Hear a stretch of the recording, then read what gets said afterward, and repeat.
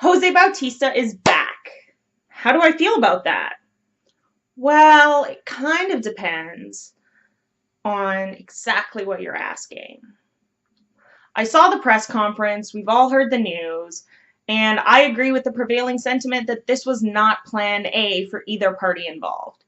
Obviously, Bautista thought he was worth more money, and quite frankly, without 2016 in the picture, he is worth more money. But you can't deny 2016 happened. He suffered 2 injuries that put him on the DL, and both of them were pretty fluky injuries. You can attribute it to his, shall we say, less than graceful fielding. You could attribute it to breakdowns associated with age. Whatever the excuse is, he had 2 injuries. Being out of the lineup for part of the season, especially twice, had an effect on his hitting numbers. If you're at bats, you obviously have less chances to hit the long ball. And let's be honest, Jose digs the long ball.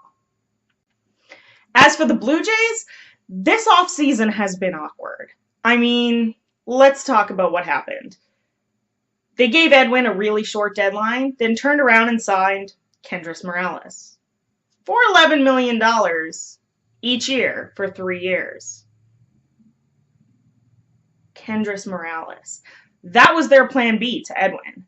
As we're sitting here now, in mid-January, it's looking like plan B really should have been like plan F, maybe G, because there are a lot of guys still on the market that, quite frankly, we'd prefer to have.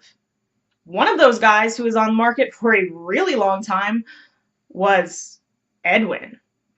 And as a fan, well, as a fan with my heart, I wanted both Edwin and Bautista to come back.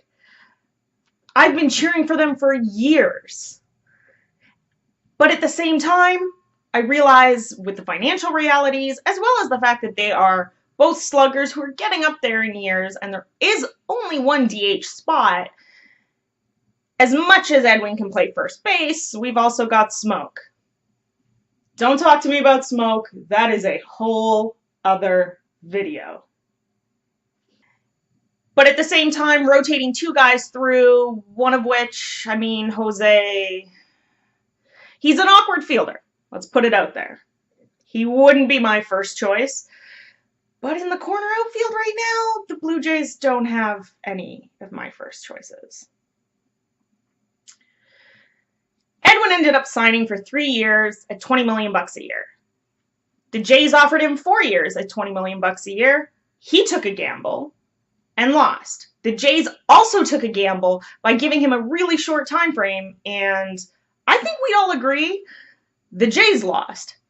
Everybody loses! It's like Oprah, but worse. So, from the perspective of baseball fan brain, not thrilled to have Bautista back.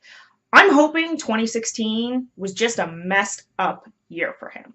I'm hoping he's going to stay healthy, he's not going to embarrass us too much out in right field, and he hits a bunch of dingers.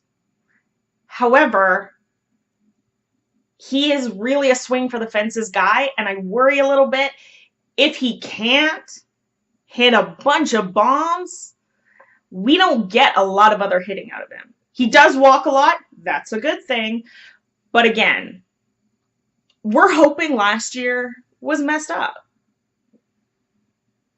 And that's the end of it. Now, from my baseball fan heart, I'm happy to have him back. Look, Jose's an asshole. We all know that. He's a jerk. I mean, he trash talks in the media. He trash talks, makes excuses, and then plays poorly. He's a jackass. But you know what? He's our jackass. And there is nothing I want more than for those games against the Texas Rangers when they're up in Toronto, and then when we go down to Arlington, I want to watch him hit one out of the park, look straight in that Rangers dugout, and bat flip them. Bring it on, boys. Joey Bats is back in Toronto.